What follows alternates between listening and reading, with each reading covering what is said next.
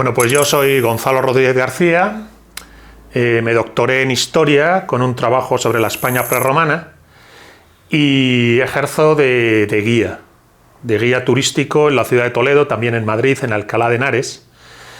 Y es mi propia experiencia como guía la que me lleva a reflexionar sobre el significado espiritual del trabajo, de las vocaciones y de las profesiones, que es una dimensión del trabajo que a día de hoy, bueno, pues en gran medida ha desaparecido. Lo que provoca determinadas disfuncionalidades, creo que casi de nivel psicológico, en el alma de las personas, y que termina por ser un rasgo de nuestro tiempo, ¿no? El odio al trabajo, el agotamiento en el trabajo, la desesperación y fatiga en el trabajo. Sin ser la única dimensión que ha de ser puesta sobre el tapete, sí que es una de las dimensiones fundamentales que no se pone en el tapete y sin la cual va a ser difícil afrontar el significado del esfuerzo laboral y profesional de las personas. Entonces, esa dimensión espiritual del trabajo, bueno, pues para mí hace parte de las guerras culturales y espirituales de nuestro tiempo. Vamos a ver, nosotros nos movemos en el ámbito de la doctrina tradicional, no tenemos mentalidad moderna, respondemos a los paradigmas, al encuadre de la doctrina tradicional. Y es entonces que ahí se plantea que nadie sobra, que no hay un solo ser humano que esté aquí de más, que todos han sido dotados con una especial vocación, inclinación y punto de fuga, horizonte, que se lleva dentro, que debe ser conocido y puesto sobre el tapete del mundo. Creo que uno de los primeros rasgos fundamentales de la disfuncionalidad y el odio al trabajo en nuestro tiempo es la incapacidad de dar herramientas de autoconocimiento para localizar esa vocación. En aquel que persigue una vocación, trabaja una vocación, hay un ejercicio de autoconocimiento, de esclarecimiento interior y de realización. Entonces, creo que una de las primeras cuestiones que debe ser rescatada desde el pensamiento tradicional y frente al mundo moderno es esa idea de que nadie sobra, en el sentido de que Dios ha puesto a todo ser humano en el mundo para algo. Y no hay ser humano que no tenga misión, tarea, encomienda y cruzada. Asumir la vida como misión, como tarea, como encomienda y como cruzada es ya, en primer lugar, romper con el mundo moderno, que niega que existan sentidos trascendentes en la existencia. No hay vida sin misión, no hay vida sin tarea. Una vida sin misión es una vida desperdiciada. Bien, en la doctrina tradicional las vidas no deben ser desperdiciadas. Todas ellas tendrán que cumplir la misión y tarea encomendada, la cual deberá ser descubierta. Y una vez se descubre, se responde a la llamada. Entonces, lo primero que hay que distinguir es entre un mundo moderno que saca de la ecuación la idea de que existan sentidos trascendentes en la existencia humana y un mundo tradicional que afirma que no hay existencia humana que no tenga una llamada a la trascendencia. Y a partir de ahí, una misión y tarea. Claro, una vez se asume esa idea de la vida como misión, como cruzada y como tarea, una vida sin misión es una vida desperdiciada, las cosas cambian. El esfuerzo, las fatigas del trabajo hacen parte del autoconocimiento y de la decantación y esclarecimiento en el alma de cuál es tu vocación, cuál es tu punto de fuga, cuál es el camino que debes seguir. Claro, a partir de aquí la vida es camino. La vida es casi peregrinación hacia un destino llamada que te incumbe y en el que te juegas el ser o no ser. Claro, con paradigmas como estos, estás rompiendo completamente con esa idea alienante respecto del trabajo, el dinero, la economía, que se plantea en la modernidad. La lucha de la vida no es una lucha nihilista, de mera supervivencia. Es una lucha de supervivencia, pero también de realización, de sintonización con lo que Dios espera y quiere de ti. Con lo que Dios quiere y espera de ti. Lo cual no significa, que luego lo hablaremos, que puedas tener que esforzarte y trabajar en aquello que a lo mejor no te resuena como vocación. No pasa nada, lo hablaremos después. Eso también es ascesis. Eso también es un trabajo de purga interior. Porque no habrá trabajo en el que no haya significado espiritual y no habrá trabajo entonces que no pueda ser palanca de enriquecimiento y crecimiento. Frente a una modernidad que niega el horizonte de trascendencia y pretende que simplemente seamos engranajes en maquinarias de producción y que incluso es capaz de medir y sopesar a las personas por su capacidad de producción, aquí es al revés. Hasta el más humilde trabajo tiene significado espiritual y quien lo cumple ateniéndose a ese significado espiritual cumple un destino querido de Dios. Usando una imagen propia de la doctrina tradicional, todos los trabajos no son obra del hombre, sino que son descubrimientos del hombre. Los ha puesto Dios en el mundo para hacer el camino de lo humano. Desde el más humilde barrendero hasta el mayor ejecutivo de una multinacional, bueno, pues podrán ganar mayor o menor dinero. Pero solo quien se atiene al significado espiritual de su trabajo cumple con su destino, independientemente de la dimensión cuantitativa de riqueza material que genere ese trabajo. Claro, a partir de aquí la cosa cambia. Se genera una dignidad esencial que no responde a nada cuantitativo, sino a una dimensión cualitativa, de hacerse uno con el significado espiritual de tu trabajo, hasta el punto de que quien no se atiene al significado espiritual de su trabajo, entre comillas, vende el alma al diablo y pagará el precio correspondiente. A día de hoy es básicamente lo que ocurre. Te diriges a tu trabajo, a tu profesión, sin hacerte cargo de que esa profesión responde a una función social, a un sentido orgánico de la sociedad, a un escenario de autoconocimiento y realización, a una posibilidad de interactuación con los demás de acuerdo a dicho significado. Siempre pongo el ejemplo de mi propia profesión, la profesión de guía. La visita guiada a una ciudad monumental no es un souvenir. El guía es la correa de transmisión entre el alma de la ciudad y el visitante. Quien quiera hacerse cargo de una ciudad centenaria, milenaria, necesitará de alguien que ejerza de guía en ese laberinto de monumentos y callejuelas que puede tener una ciudad centenaria. Y ese guía no puede ser un mero dispensador de entertainment, es directamente la correa de transmisión entre el alma del lugar y el visitante. Y en el encuentro del visitante con el alma de esa ciudad hay un ejercicio de autoconocimiento. El visitante se reconoce en la historia de ese lugar. Claro, cuando esto se saca de la ecuación y la visita guiada es una cosa casi a granel, bien, pues se convierte casi en un souvenir. Se pierde el significado espiritual de la profesión y del propio lugar que se visita y de aquello que está haciendo el visitante al que le guían por la ciudad monumental. Bien, pues esto es aplicable a todas las profesiones. Ponía el otro día, hablando con Jaume, el tema de la taberna, ¿verdad? ¿Hasta qué punto se ha olvidado la dignidad y el papel social de la función del tabernero? El que dispensa el lugar de encuentro, de comida, de bebida, de calor humano. Entonces, para cada profesión, atenerse al significado espiritual de la misma.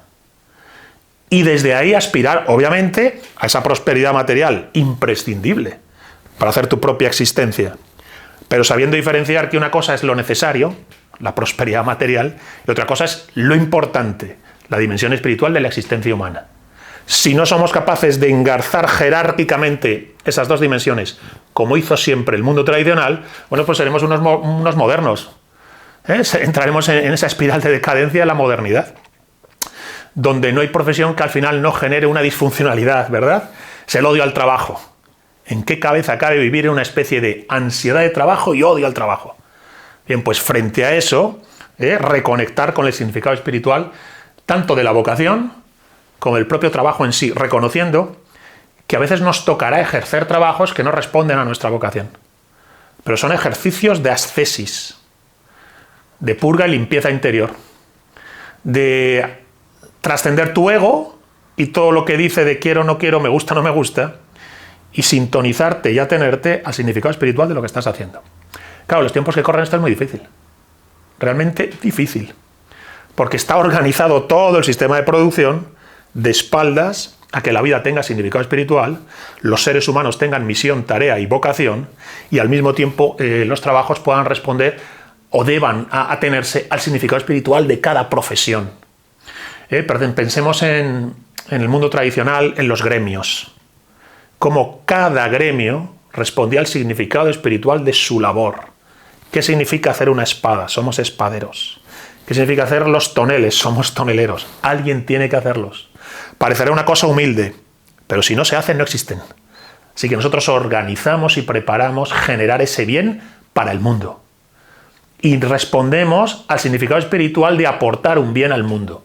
Claro, una vez eres capaz de imbuirte de este pensamiento tradicional, claro, todas las teorías económicas de la modernidad se te quedan cortas, ya sea la riqueza de las naciones de Adam Smith, ya sea el Capital de Carlos Marx. De hecho, convendría hacer un ejercicio de regreso frente al progresismo, el regresacionismo. Regresar hacia atrás y ver esas teorías económicas desde aquello que es anterior y superior a toda teoría económica moderna. que es recordar ese significado espiritual. Que alguien puede decir, oye, ¿y qué significa eso, el significado espiritual? Eso es una cosa hippie, eso es una cosa para señoras que tienen problemas y tienen ansiedad. Bueno, pues no. Tiene que ver con que convendría recordar a todos que todos van a morir. Que aquí nadie se queda. Que todo lo que acumules de riqueza material no te servirá el día que te mueras. Que el único sentido de esa riqueza es hacer comunidad y es hacer escenario donde sea posible crecer no solo en la horizontal, sino también en la vertical del espíritu. Vas a morir, vas a envejecer, vas a enfermar, van a morir todos tus seres queridos y todo lo que te rodea algún día desaparecerá. El momento en que asumes el carácter radical de la muerte, que es lo que sostiene y está de fondo en todas las cosas, la vida será de otra manera, ¿verdad? Cuando dices, no, me moriré, sí, no solo te morirás, sino que antes de 20, 30 años, pues posiblemente nadie se acuerde de ti. Y en 100 años seguro nadie se acordará de ti. No habrá significado apenas nada. Convendría entonces que ya que tu ego apenas va a significar nada, le apartes. Y seas capaz de, apartando tu ego, responder al Dharma que se dice en la India y hacer lo que debe ser hecho. Entonces, todas estas ideas, que son troncales en la doctrina tradicional, obviamente son aplicables al ámbito del trabajo. Y entonces el trabajo deja de ser un lugar de alienación, de odio, de desespero. Y entonces el trabajo es para ti. El orden gremial responde a atenerse al significado espiritual de las profesiones, el bien que aportan a la sociedad y la dignidad y orgullo de aportar ese bien a la sociedad, independientemente de la riqueza material que te genere. Honra sin marcos, se decía en la España del siglo de oro. Entonces, a partir de aquí, el hecho de que tú puedas decir, no, es que en el pasado, si tu padre era carpintero, tú heredabas la profesión y eras carpintero. Bien, aquí hay dos cosas. Cuando tu vocación profunda no coincide con tu gremio, estás trasladándote a otra, entre comillas, casta. Te estás trasladando a otro ámbito, correcto si responde de verdad a tu llamada.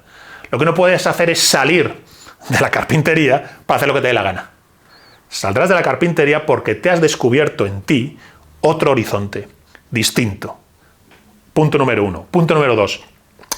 En esa traslación de las profesiones, lo que había era una dignidad en el traslado, una heredad que te dignificaba y que te llevaba con orgullo a la profesión que ejercías, por humilde que fuese.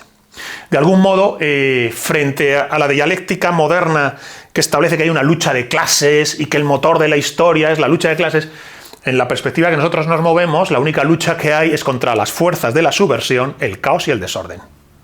Es decir, tú no estás respondiendo a una dialéctica de clases a la hora de afrontar el trabajo y la producción. Tú lo que estás respondiendo es una cosmovisión metafísica mucho más amplia donde se habla del orden y el caos y las fuerzas de la subversión que desordenan personas y sociedades.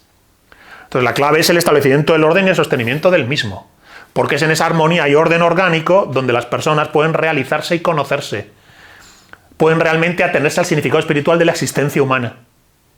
Y solo se da la posibilidad de esa rebelión contra el orden cuando el orden ya es nefasto y en realidad ya es un trampantojo, un engaño para establecer, bueno, pues cualquier forma de tiranía o alienación. Pero cuando eso no está ocurriendo, el escenario laboral no es un escenario de pelea entre burgueses, proletarios o cualquier cosa parecida, sino un escenario conjunto orgánico donde todos de algún modo están aportando para hacer ese cuerpo común que es la sociedad. Claro, todo esto nos ubica literalmente en las antípodas de la modernidad. Pero a día de hoy la única manera de afrontar el mercado laboral que tenemos a día de hoy es, por un lado, aprender cómo funciona. Habrá que surfear esta ola, pero aprender cómo funciona y surfearla desde este centro. Desde este centro y vertical que no responde a las ideologías modernas, responde a la cosmovisión del pensamiento tradicional. Si tú me dices un cocinero, podrías decir, no, yo cocino, gano mucho dinero, tal. Bueno, vale, está muy bien. O no ganas mucho dinero, me da igual, lo que sea que hagas con la cocina. Pero es quien prepara alimentos para los demás. Y para que tengan un momento de deleite, de reposo, alrededor de ese alimento. Vaya, no es una función social menor, ¿verdad? Preparar alimentos para los demás. Para que esas personas, en el acto de compartir la comida o comer a solas, tengan ese momento, por decirlo así, como de relajación y encuentro, o consigo mismos o con los otros. El cocinero se mueve en un ámbito parecido al del tabernero. Pero me da igual el que me digas, el arquitecto, el que hace casas. Fijémonos, yo siempre pongo este ejemplo, si visitas cualquier pueblo que haya conservado la arquitectura tradicional, te resulta entrañable y hermoso. Si alguien ve la Alberca, si alguien conoce el pueblo de la Alberca, es un pueblo español que conserva perfectamente la arquitectura tradicional.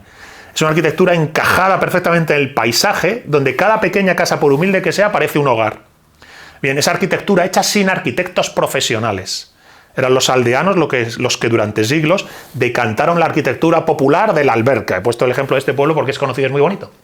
Bien, pues no hay más que ir a cualquier ciudad, gran ciudad a día de hoy, en Madrid mismo. Las colmenas, los bloques de pisos de colmenas. Dices, ¿estos arquitectos en qué estaban pensando? Estos bloques de colmenas no transmiten ninguna sensación de luz y calor. Ahí no parece que haya ni lucidez, ni calor humano, ni familia. El arquitecto conoce muy bien la solución técnica que le permite hacer un bloque como ese. Pero apenas se ha tenido al significado espiritual de lo que está haciendo. Construir hogares para familias. ¿Verdad? Fíjate qué diferencia, construir hogares para familias que hacer un bloque de pisos. Y resulta que ese arquitecto tan moderno, capaz de hacer ese bloque, hay que decirle, oye, mira, responde mucho más a la naturaleza humana y lo que se espera de un hogar y una familia, las casitas de un pueblo tradicional, que el bloque que tú has hecho. Entonces, cuando no tienes derechos, sino que tienes deberes, cuando antes de decir haré lo que quiera, dices haré lo que deba, cuando te atienes al deber de tu profesión y dices antes que pensar en mí y en lo que a mí me interesa, voy a hacer lo que se me ordena. ¿Qué se me ordena en esta profesión? ¿Qué es lo que espera Dios de mí en esta profesión? Dios existe y encima voy a morir. Así que convendrá que aquello que haga responda al recuerdo de la muerte y al deber que Dios impone. Solo es libre quien responde a la verdad. La verdad te hace libre, ¿verdad? Bien, pues frente a la libertad te hace verdadero y la modernidad, la verdad te hace libre. Antes que derechos, querré tener deberes y cumplir con mi deber. Y alzar la voz cuando no me dejen cumplir con mi deber o me estén engañando en el cumplimiento de mi deber. Pero mientras tanto, el deber es el que me mueve. Y entonces, como arquitecto, no voy a hacer una colmena. Porque las personas no somos abejas. No voy a hacer un hormiguero, las personas no somos hormigas. He puesto este ejemplo porque salta a la vista muchas veces en las grandes ciudades el desprecio aparente que se da en algunos bloques de pisos, que dices, vaya, estos constructores, ¿en qué coño estaban pensando? En su profesión, ¿no? Si hubieran pensado en su profesión, hubieran hecho otra cosa bastante más bonita, donde invites, bueno, pues a formar una familia. He puesto este ejemplo, que es muy fácil, ¿no? Casi de estereotipar, para que se me entienda, lo que quiero trasladar con esta idea del significado espiritual del trabajo. No existe el Dharma de ninguna cosa. No hay un Tao que se dice en China de nada. Lo único que cuenta es la métrica de la productividad, a una costa de generar basura.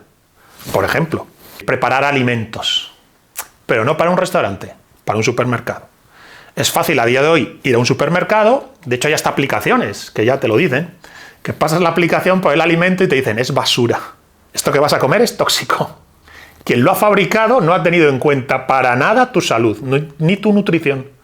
En todo caso, bueno, pues plantea una especie de dopamina con los alimentos para engancharte. Bueno, pues desde el punto de vista crematístico, ese producto puede estar muy bien pensado, pero desde el punto de vista espiritual, estás traicionando tu profesión. Si tu profesión es producir alimentos, no puedes producir comida de mierda. Como lo que cuenta es la cuenta de resultados final y la dimensión espiritual del trabajo no existe y se la niega, vas a poder vender comida de mierda. Incluso hasta te forras. Pero bueno, esa es la disfuncionalidad de la modernidad, que no se tiene a los significados internos de ninguna cosa. Especialmente quiere sacar de la ecuación los significados internos de la existencia humana y del trabajo. Y de cómo a cada trabajo le corresponde un deber. Y a cada trabajo le corresponde un deber de significado espiritual. ¿Qué estoy dando y poniendo como bien en la sociedad? Si no te atienes a eso, vendes el alma al diablo. Bueno, pues que la modernidad básicamente se basa en vender el alma al diablo. Olvidarse de lo importante y centrarse en lo necesario. O mejor aún, aceptar la engañifa diabólica de creer que lo necesario era lo único importante.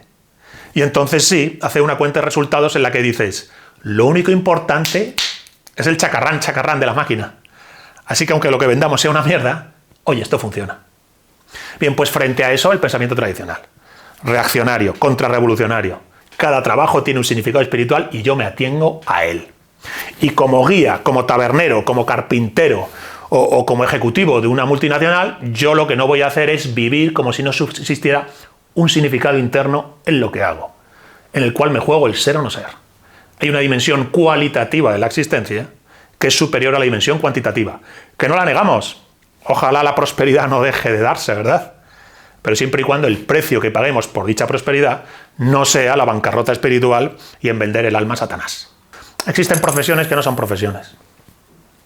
Existen profesiones que ya no son santificables, efectivamente. Desde tanto en el ámbito legal como en el ámbito ilegal, ¿no? Si alguien me dice, no, pues yo vendo drogas. Digo, bueno, pues eso no aportas ningún bien a la sociedad. Eso no puedes profesionalizarlo. No responde al deber ser. Entonces, bueno, pues estás en pecado mortal, literalmente. Pero lo mismo puede ocurrir con muchas profesiones legales que se dan. Pensemos, por ejemplo, en una cosa aberrante que ha llegado a pasar sin que nos hayamos preocupado demasiado al respecto. Cuando estalló aquella crisis famosa de las hipotecas subprime y de la gente que había pedido préstamos, pero había quedado vendida por esos propios préstamos, ¿acordáis? La crisis del 2008. Cuando salía la gente diciendo que es que era el propio director de su banco el que le había engañado y le había hecho comprar productos tóxicos financieros. Porque en esa venta de productos tóxicos, ese directivo se llevaba unos bonus.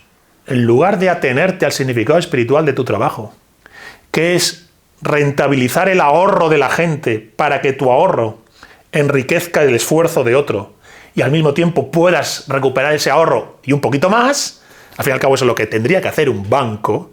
Resulta que lo que hace es deliberadamente, ya sabiendas, vender una toxicidad financiera a un sujeto que lleva toda su vida ahorrando para comprarse una casa. Pues hay gente que decía, es que no hay moral, es que no hay ética. Yo dije, claro que no la hay, ¿por qué la iba a haber? Cuando alguien se queja de que en la sociedad no hay moral ni hay ética, y que en la profesión política, por ejemplo, ¿no? Me dedico a la política, me dedico al bien común. Sin embargo, actúas por instancia de parte. Y eres capaz de llevar en tus listas a unos asesinos de un grupo terrorista, ¿no? ¿Verdad? Como ha ocurrido en España con Bildu. Digo, ¿por qué la gente les reclama que sean éticos y morales? ¿Por qué se dice que esto es una indecencia? Digo, no lo es. Solo es una indecencia si recordamos, si regresamos. Si nos atenemos a la modernidad, no. Si nos atenemos a la modernidad, si hay una posibilidad de ventaja y de beneficio, ya sea en la profesión de político y es la profesión de banquero, ¿por qué no lo iba a hacer? Entonces, al final, creo que hay determinadas maneras de trabajar y determinados trabajos que en sí mismos están ya emancipados, rotos, completamente tienen autonomía propia respecto de cualquier dharma, de cualquier orden del ser, de cualquier verdad de las cosas. Entonces, cuando el trabajo funciona de espaldas al orden del ser y la verdad de las cosas, ya no es un trabajo, es directamente una malevolencia, una mafia, aunque sea legal. No podemos hacer una reflexión crítica respecto a la modernidad y luego, sin embargo, abrazar tesis económicas puramente liberales o puramente socialistas, ¿verdad? Podremos poner en valor las herramientas de análisis liberales o las herramientas de análisis marxistas, pero no podemos ser ni liberales ni marxistas. Si hacemos una impugnación a la modernidad, tendremos que hacer una reflexión sobre cuál es el papel del trabajo, la riqueza, la economía, la vocación y la profesión desde el punto de vista de la tradición, que obviamente nos mueve en las antípodas de lo que a día de hoy hay.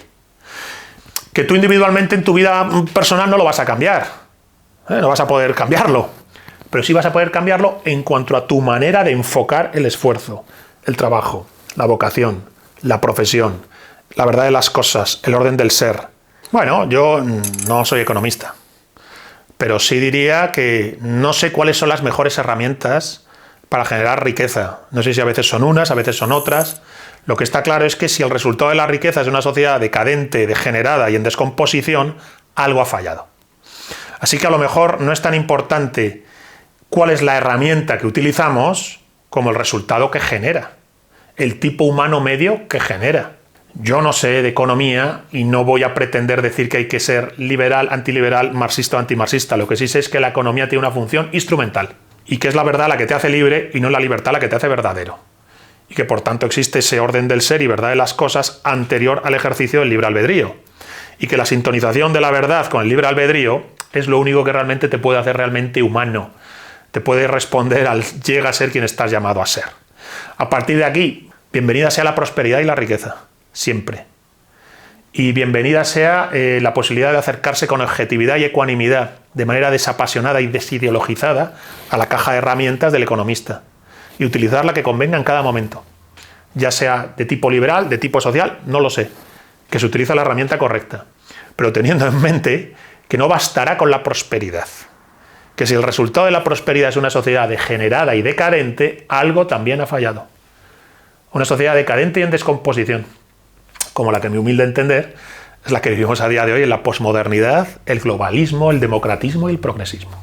Entonces, volvemos a lo que venimos desarrollando. En este caso, apelo a la doctrina de Antonio Medrano, en su libro La vía de la acción, que no es sino una plasmación, él no se inventa nada, los tradicionalistas no se inventan nada, no pretenden ser novedosos ni tener ocurrencias, ¿no? Lo que hacen es reactualizar y reformular la verdad.